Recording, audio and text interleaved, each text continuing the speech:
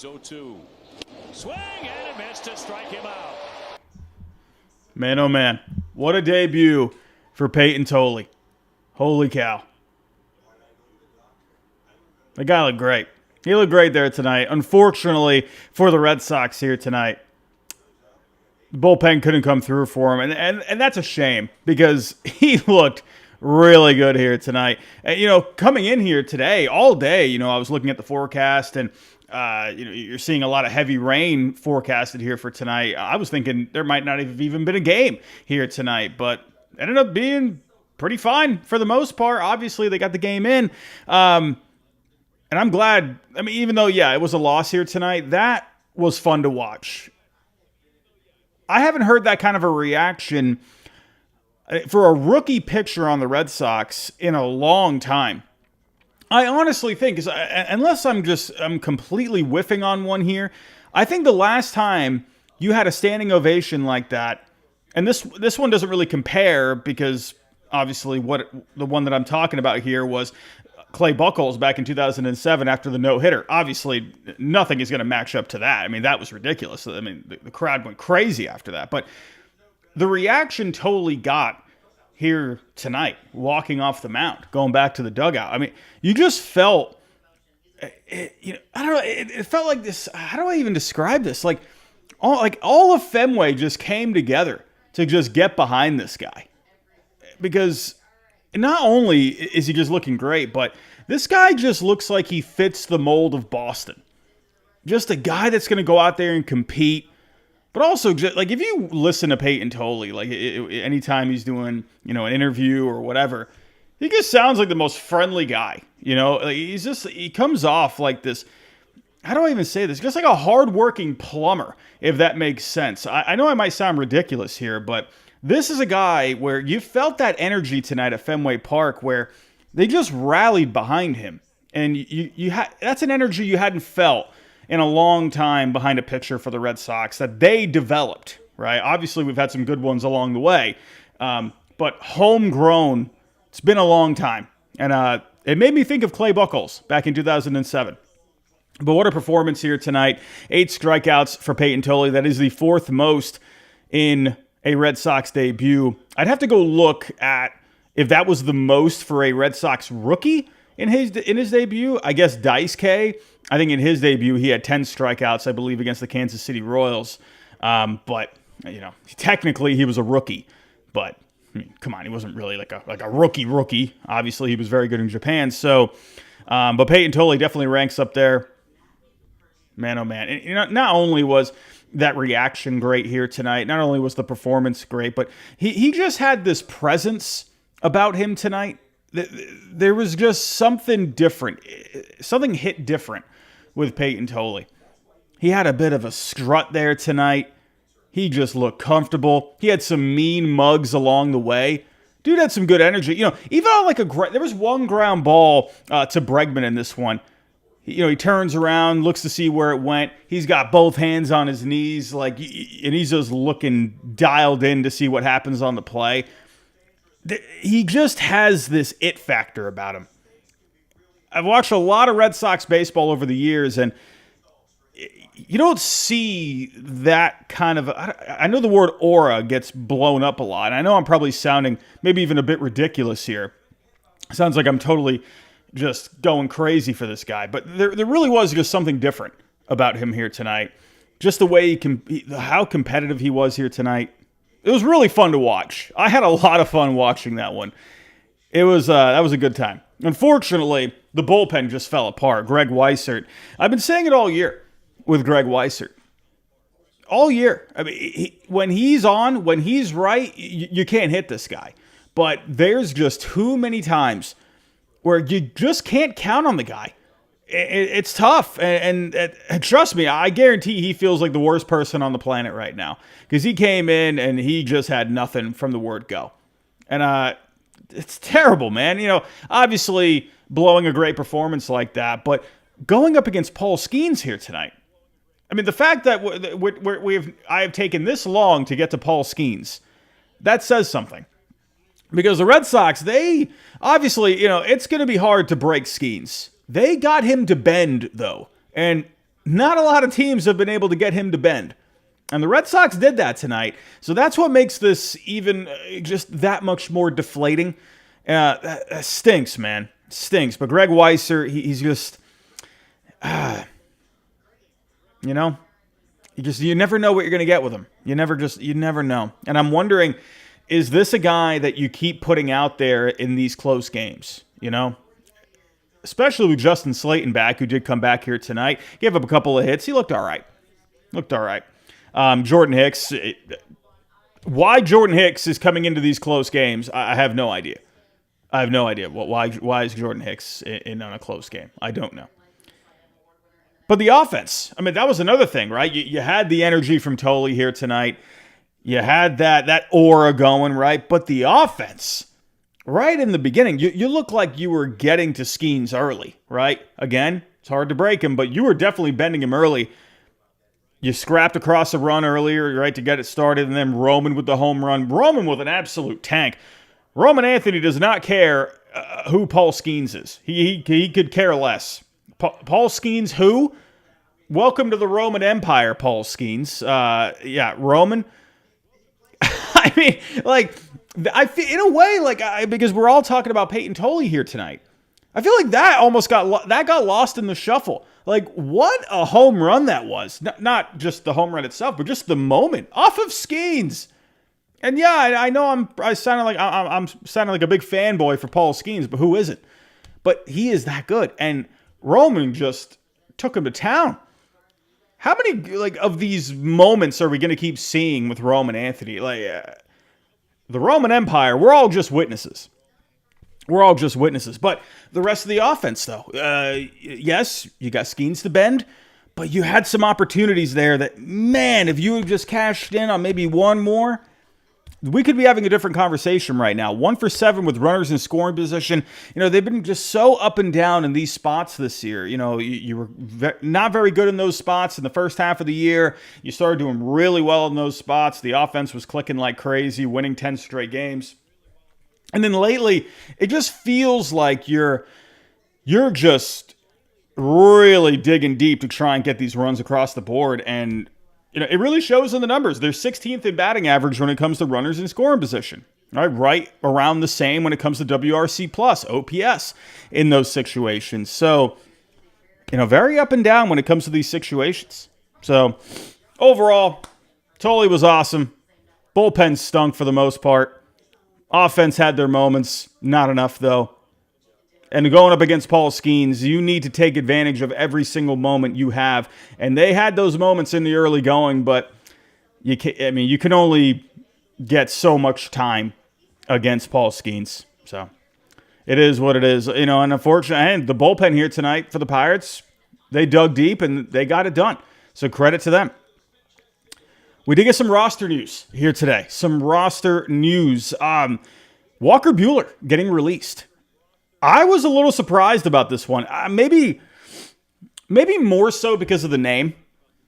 But when you look at the numbers, we'll talk about it. We'll get to those numbers here in a little bit. But we all know what's been the deal with Walker Buehler. They really, when the Red Sox, when they want something to work out, they will hang on to it as long as you can.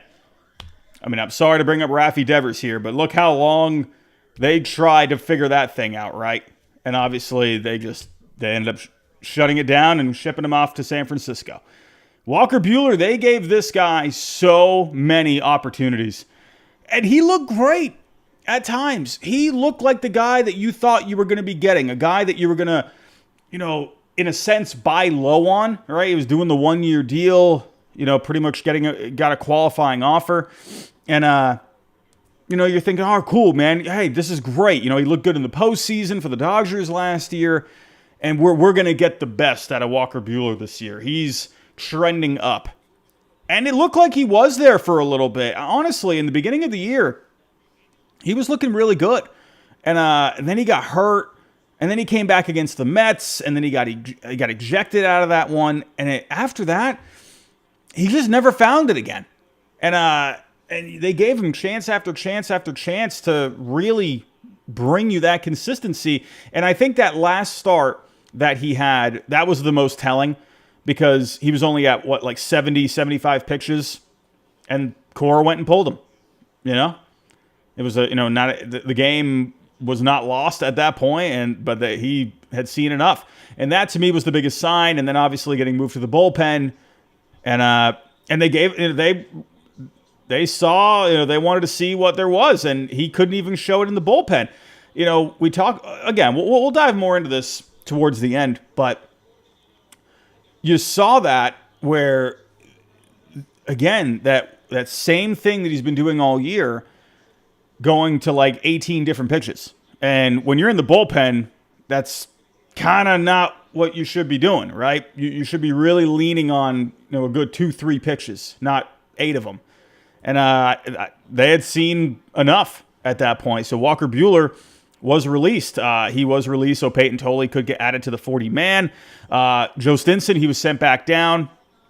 Had a couple good flashes there. Hopefully we see him again. And Nick Sogard back up tonight. He played here tonight. So we'll get into all that at the end of the show here tonight. Thank you for joining me here tonight, everybody, on a Friday night. Unfortunately, couldn't end the way we wanted it to, but it is what it is. It was a fun night overall. Everybody, if you can, hit the like button for me. Subscribe if you're new. I want to say thank you to all of the new subscribers. The Payton Tolle show that we did last night to react to the call-up, that did very well. A lot of people. There were a lot of replay views on that one. And so anyone that's new from that, we got a lot of new subscribers from that stream and the replays. So thank you for joining. We're now within 300 subscribers of 5,000. We are so close to 5,000. We're trying to get there by the end of the season. We got about another month. Can we do it? We'll see. Everybody, before we do get started, before we dive into Payton Tolle, the offense, the bullpen, we do have a word from our sponsor here tonight. I'll be right back. Kratz, if you need to pay rent for your apartment and you're not getting anything for it, then you probably haven't heard of Built. You have to pay rent every single month. Why not get some points that you can redeem for other things that are a lot more fun than paying rent, like flights, hotels, Uber rides? That's right. And it doesn't stop there. Built is about making your entire neighborhood more rewarding. You can dine at your favorite local restaurants, and you can earn additional points with VIP treatment at certain fitness studios. And you can also enjoy exclusive experiences that are just for Built members. They announce them every month. Built is turning a monthly expense into an opportunity to earn rewards and discover the best that your neighborhood has to offer. Your rent is finally working for you, and you can earn points on rent and around your neighborhood wherever you call home by going to joinbuilt.com/foul. That's joinbilt.com/FOUL. Make sure to use our URL so they know that FT sent you. Get after it.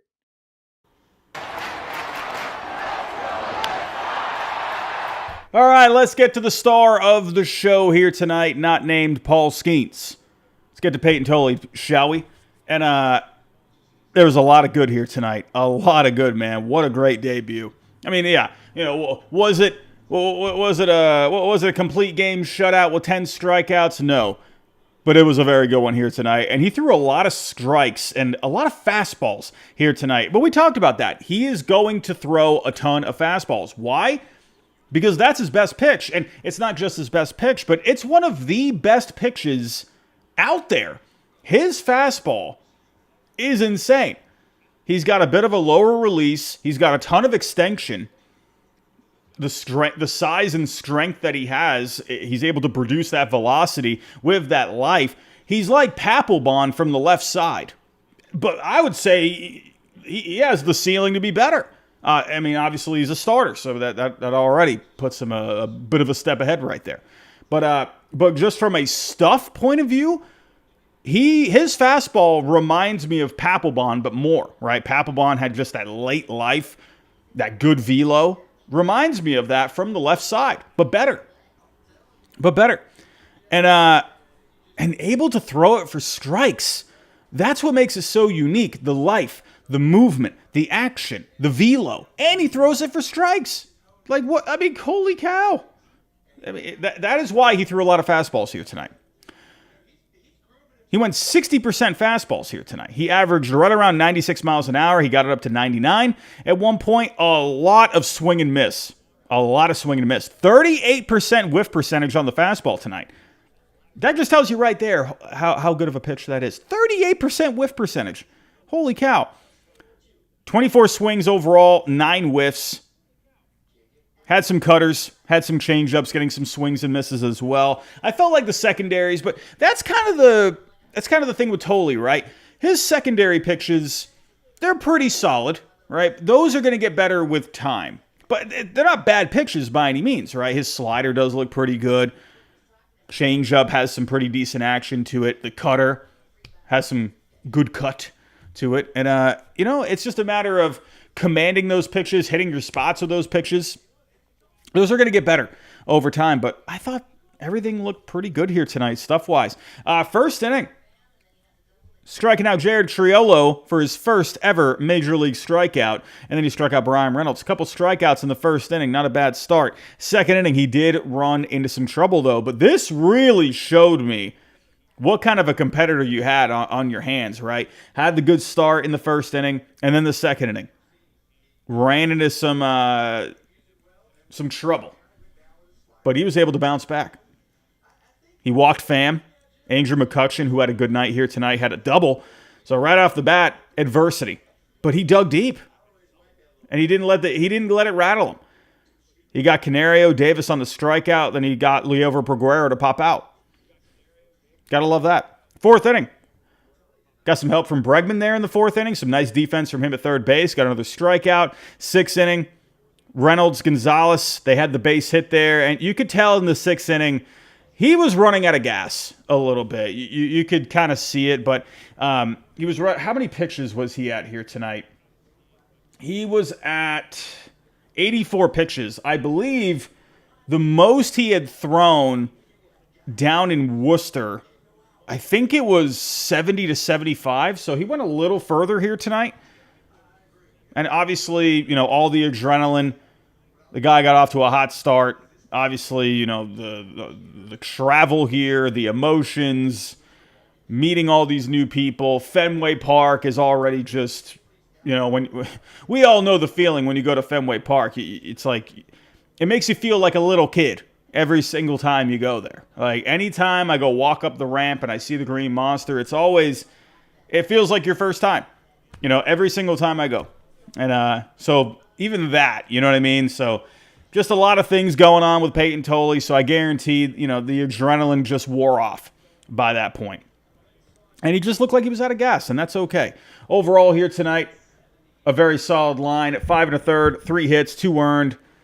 He did not give up the runs. He was charged with the runs, though. 8 strikeouts, and then 2 walks on the night. Sorry, it says 1 walk right there on the screen. Let me fix that.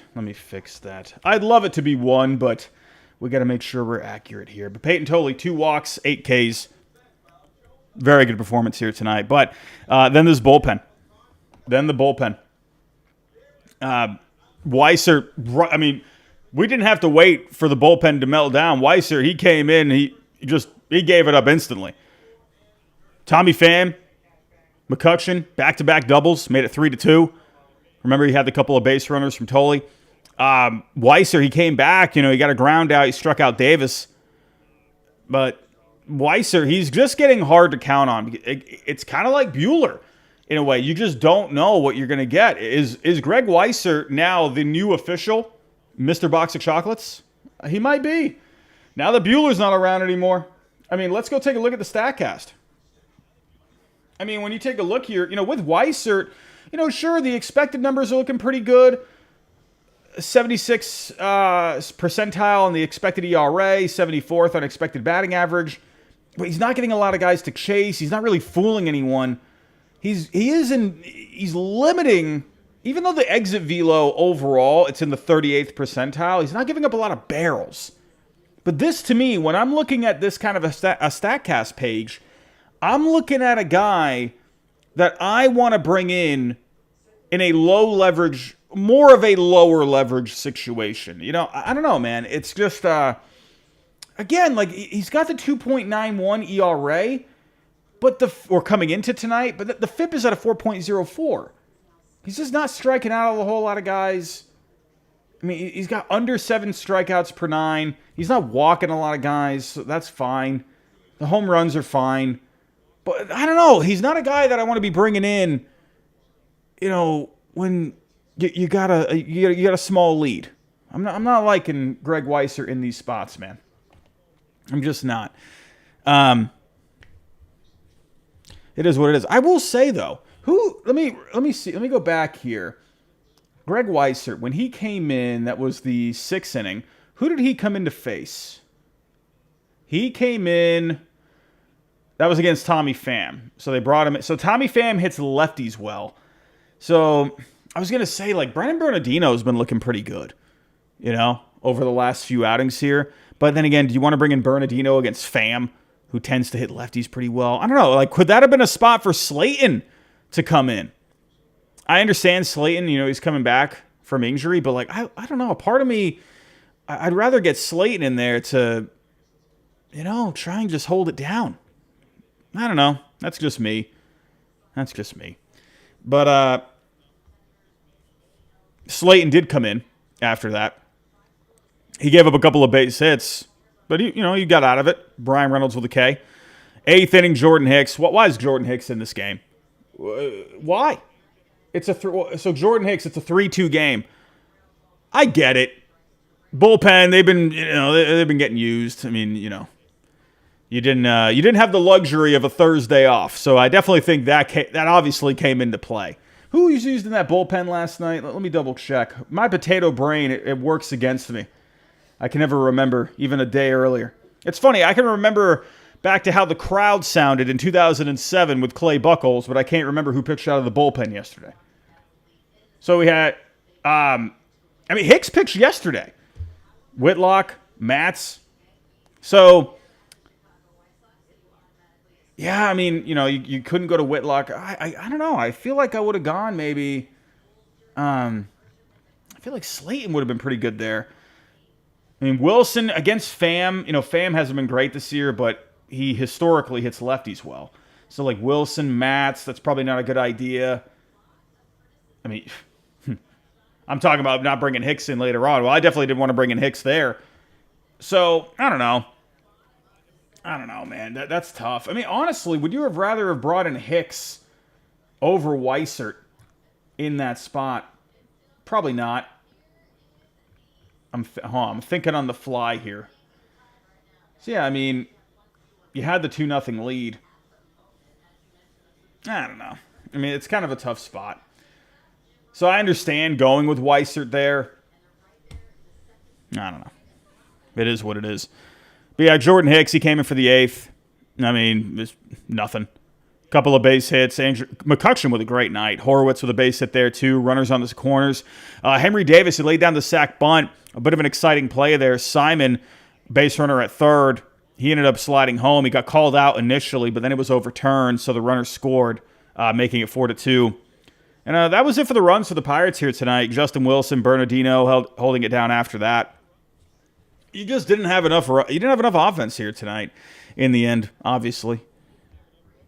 But getting to the offense, a lot of missed opportunities here tonight. It's hard though because you're going up against arguably the best pitcher in Major League Baseball. I think you definitely can make that argument for Skubal. Crochet is up there in that argument as well. But Skenes, holy cow. The guy's phenomenal. I think he's going to win the Cy Young in the National League.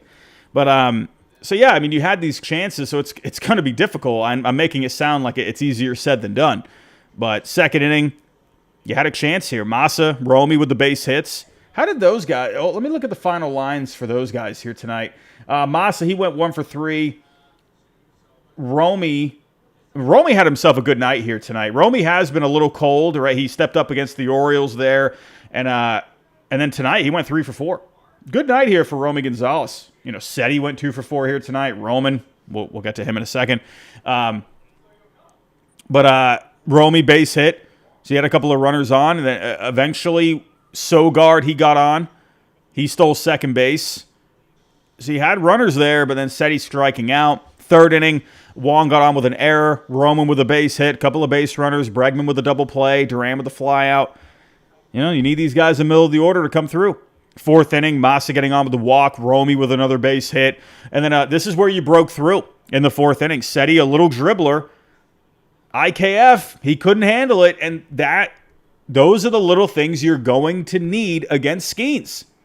And they were able to break through. Made it 1-0.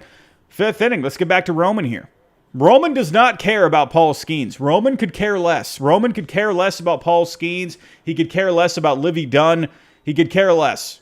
Roman only cares about the Red Sox and the Roman Empire. That's all that matters. That's all that matters. He said Paul Skenes who? 408 feet, 108 miles an hour off the bat. Roman is so good, man. He's so good. Like, it's so crazy. Every single game, it feels like he's just topping himself every single night. Man, I love Roman Anthony. He's so great. Sixth inning, Romy with another base hit, but Skenes, he just would not crack. He bent, but he did not crack, and Skenes ended up getting through the six innings. He gave up 7 hits. But that's how good he is, man. You can only get so many opportunities against a guy like that. So, yeah, Skenes, 6 strikeouts on the night, 7 hits. Hey, couldn't do it. Seventh inning, Seti with a base hit, but then Roman with a double play. Ninth inning, Sogard got on, but Bullpen held it down for the Pirates. 4-2 final. It is what it is. But, hey, fun debut for Payton Tolle. Awesome. That was electric. Watching that tonight, I honestly, I really do think, man, I'm like really thinking, because obviously we've had some good pictures over the years, right? You know, you go back to that mid-2000s, you know, after winning the World Series in 2004, you brought in Beckett. He was so fun to watch in 2007. Obviously, Crochet this year. But, like, thinking back, you know, and obviously, you know, all these good arms that they've brought in over the years, right? You know, David Price, say what you will, but he had some pretty good moments along the way. You know, Rick Porcello with the Cy Young season. I've had, you know, obviously John Lester going back a little further than that. John Lester was amazing. You know, Clay Buchholz had good moments, right? Go back to 2013. Clay Buchholz was just so fun to watch until he got hurt. So, yeah, they've had a lot of these guys over the years, right? But I can't think of a time I was so amped up. I'm Chris Sale, of course, Chris Sale, potato brain, getting the best of me right now. But when I'm thinking of a young pitcher coming up, there hasn't been a whole lot of them. I mean, Lester, yeah. Clay, yeah. I mean, Dice K, I mean, I was so excited over that. But thinking of just young pitchers, homegrown, hasn't been a lot of examples. And it's been a long time. I honestly think you could say, you know, you had Eduardo Rodriguez, but remember they brought him back in the trade with the Orioles. It was the Andrew Miller trade, right? Andrew Miller trade? Yeah, so I mean, yeah, I honestly think, I don't think I've been that amped up for a rookie pitcher since Buchholz, right? I saw Buchholz, I think it was his third to last start with the Paw Sox at the time in 2007 before he ended up coming up to the Red Sox. So I remember being so amped up for Buchholz that year. And then Lester I was excited about too. So I really think it's been that long. It's been that long. It was fun to watch here tonight. And, you know, I'll say it one more time. You just felt the energy at Fenway Park. You felt an entire ballpark and a city just rallying behind this guy that looks like Ron Swanson, that looks like a freaking plumber. I love it. I love it. He's so cool. Anyway, we'll get to the rest of the show here. We're going to talk about Game 2 for tomorrow. And then we'll talk about Walker Buehler here in a little bit. We do have another word from our sponsor. I'll be right back. The dog days of summer means it's time for the boys of summer to kick it into gear, and the best way to cash in on your baseball IQ is with the DraftKings Sportsbook. Never bet on baseball before? Well, it's simple. You pick a guy to go yard, hammer some live odds mid-game, or just ride with your squad and hope for the best. No spreadsheets, just vibes and dingers. Here's something special for first-timers. New DraftKings customers bet $5 and get $300 in bonus bets instantly. Download the DraftKings Sportsbook app and use the code FOUL, that's code FOUL, for new customers to get $300 in bonus bets instantly when you bet just $5. In partnership with DraftKings Sportsbook, the crown is yours. Gambling problem? Call 1-800-GAMBLER. In New York, call 877-8-HOPE-NY or text HOPE-NY at 467-369. In Connecticut, help is available for problem gambling. Call 888-789-7777 or visit ccpg.org. Please play responsibly on behalf of Boot Hill Casino and Resort in Kansas. 21 and over. Age and eligibility varies by jurisdiction. Void in Ontario. Bonus bets expire 7 days after issuance. For additional terms and responsible gaming resources, see dkng.co/audio.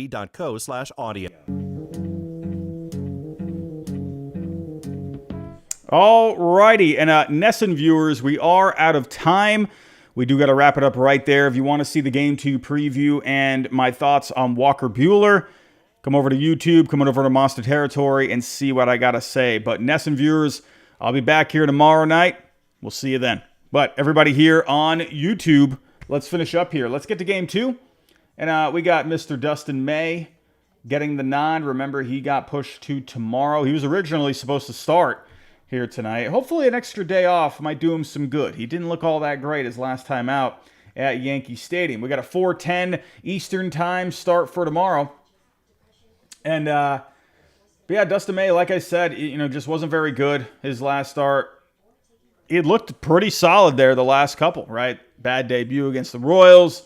But then against the Astros, looked solid. Against the Orioles, did pretty well. But then the 5 earned, 3 home runs. Jazz Chisholm just taking him to town. Trent Grisham taking him to town. So let's see if he can bounce back there tomorrow. And hopefully an extra day of rest will do him some good. And then on the other side, you got Johan Oviedo. This was a guy that was doing really well a couple of years ago. Ended up missing all of 2024 after getting Tommy John, but he recently just came back. Again, the Pirates, they got so much good pitching over there. Well, hey, the bats woke up tonight. Of course the bats woke up tonight for the Pirates. But yeah, 3 starts so far. He's looked all right. He's only given up 4 runs. So, Oviedo, a guy that's got some pretty decent stuff from the right side. We'll see how it goes. But when it comes to the experience, there's not a whole lot. I mean, Romy, he's got a hit against him in a few ABs. Story, he's seen him a few times. He's hitless. Yoshida does have a home run. Let's see if Yoshida can maybe turn that power up a little bit here tomorrow. We'll see. But against May, Tommy Pham, he's seen him a bit. 7 ABs. He's got a couple of hits against him. Other than that, not that much. So we'll see how this goes here tomorrow. Now, let's talk about Walker Buehler. Let's talk about Walker Buehler. And, I kind of already gave you some of my thoughts already. Honestly, I feel bad about it. I really do, because there is a bit of I would say, a sentimental part of it that, for me, personally. So, throughout the season, I've brought up that when the Red Sox went to Tampa, that was my first time ever getting media access. I was on the field, and my first ever interview with a major league player was Walker Buehler. And I'm standing there on the sideline, and I'm watching all these guys, warming up, playing catch, doing their stretching, doing infield drills, and I'm just waiting for a guy to walk by. And I'm thinking, all right, first guy to walk by, I'm just going to say, hey, do you got 2 minutes? 2 minutes, just a few questions. Walker Buehler was the first guy to walk by. And I said, hey, can I have 2 minutes? He's like, yeah. So, yeah, he could have just told me, oh, hey, I got to go to the John. I got to go to the bathroom. So I can't, man. Sorry. Because I had a few guys that did tell me that. I trust me, I was asking guys for interviews, and I had a few guys tell me, "Oh, heck, I got to go to the clubhouse. I'm sorry." But Walker, he was like, yeah, let's go for it. So yeah, so I thank him for that. My first ever interview.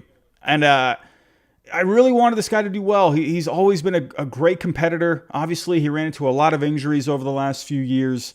And, double Tommy John. But closing out the World Series last year, this was a guy who was regarded as one of the next best pitchers in the game before he started running into all the injuries.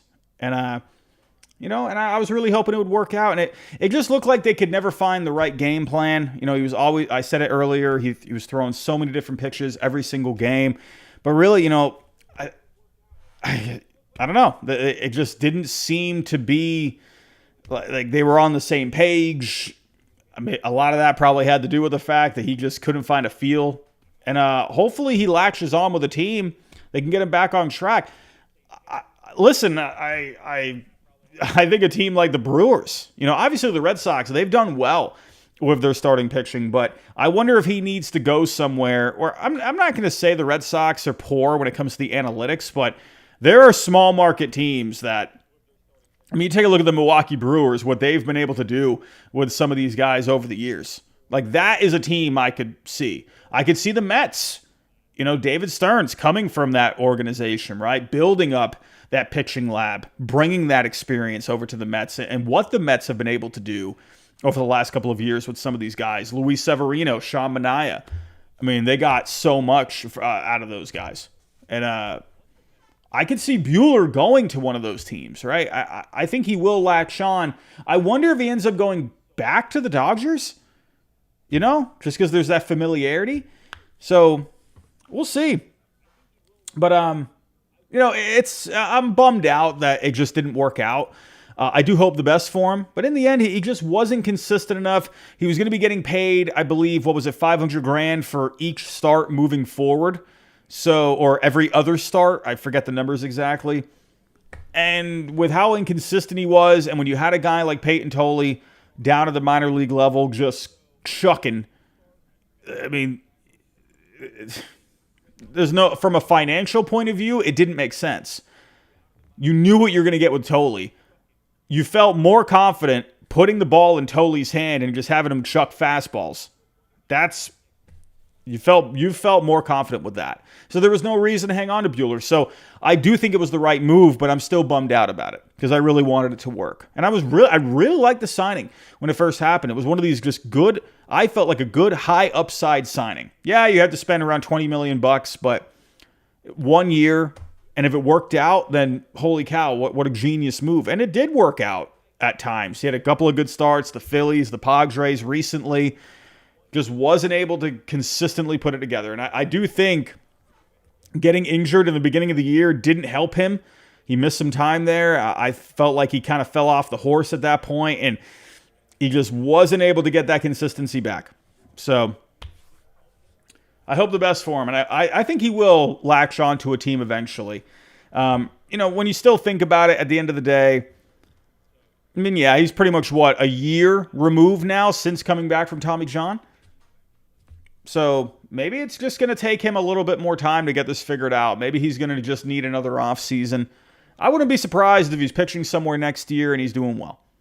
So, but in the end, that happened here today. And funny enough, I was working on a video for my main channel all day.